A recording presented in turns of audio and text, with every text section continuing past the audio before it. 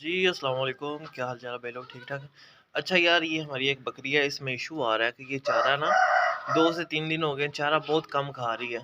वैसे तो जुगाली वगैरह करती है हल्की-फुल्की, बैंगन पेशाब बिल्कुल ठीक है, लेकिन ये चूहा जो है चारा वो बहुत कम खा रही है, ठीक है? तो थोड़ी-सी मुझे महसूस हो रही है रुकावट है इसका मैदे की सफाई के लिए, इसको चारा ज़्यादा खिलाने के लिए ना, तो मैं कुछ ट्रीटमेंट करने लगा था, मैंने सोचा आपके साथ भी शेयर करूँ। यार ये इतना कारआमद है, इसको इतना ज़्यादा कारआमद समझा जाता है कि जो जानवर है वो लकड़ी भी खा ले तो वो भी हज़म हो जाती है। खजूर की गुठली, लकड़ी, गंदम फूली हुई रोटियाँ वग़ैरह कुछ भी खा ले आपका जानवर, तो ये इससे फ़ौरन हज़म हो जाएगा। ये इतना ज़्यादा कारआमद, ये देखें, ये मैं इसको देने लगा, कालकोरेक्स, ठीक है? चालाक खिलाने और वज़न बढ़ाने के लिए मुफ़ीद है और इसका बहुत ज़्यादा फ़ायदे हैं, बहुत ही ज़्यादा फ़ायदे हैं। ये तकरीबन आप देख सकते होंगे, मैं शो कर रहा हूँ ऊपर, ये देखें। फ़ोकस नहीं हो रहा ना, करीब से है, थोड़ा फ़ोकस नहीं हो रहा, तो मैं आपको बता देता हूँ।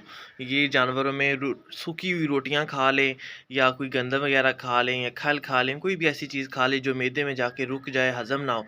शापर वगैरह जानवर खा लेते हैं तो इससे वो भी हज़म हो जाते हैं, ये इतना कारआमद है। ठीक है? तो आपने जब भी कोई ऐसा मसला पड़े, किसी और टोटके की बजाय आपने ये इस्तेमाल करना है, इसका साइड इफ़ेक्ट कोई भी नहीं है यार, बड़ा कारआमद है। तो अभी आपके सामने मैं इसको इस्तेमाल करता हूँ, आप खुद भी देखिएगा, ठीक है? देखिए मैं नीम गर्म पानी लेके आया हूँ घर से, अभी इसको निकाल के मैंने बच्चों वाली साइड पे किया है। तो नीम गर्म पानी आपने भी ऐसे ही करना है, नीम गर्म पानी आपने लेना है, तो वो आपने इसको देना है। अच्छा यार, ये मैंने ओपन कर लिया इसका ढक्कन, ठीक है? तो अभी आपने तकरीबन नीम गर्म पानी है, तो ये मैंने 2 बकरियों के लिए बनाया है, ठीक है? तो आपने इतना डालना है, ये देखिए इतना। इसके 3 हिस्से कर लें, तीसरा हिस्सा आप डाल दें इसमें, ये देखें, ठीक है? ये तीसरा हिस्सा मैंने अंदाज़े से डाल दिया। तो आपने भी ऐसे ही करना है, एक बकरी है तो उसको तकरीबन अंदाज़े से आपने खिला देना है, पिला मतलब इसको गर्म पानी में डाल के ना, तो आपने ये ऐसे करना है। बाकी आपने इसको बंद करके अच्छे से महफूज़ कर लेना है, ये ज़ाया ना हो, क्योंकि इसका जो ढक्कन होता है वो ऊपर से काफ़ी खोखला होता है। तो आपने कोशिश करनी है इसको अच्छे से बंद करके महफूज़ कर लेना है बिल्कुल डब्बी के अंदर। तो बिल्कुल मैंने भी यही किया, इसको जो देना है वो मैंने इसमें डाल लिया, इसको अच्छे से अब हिलाऊँगा।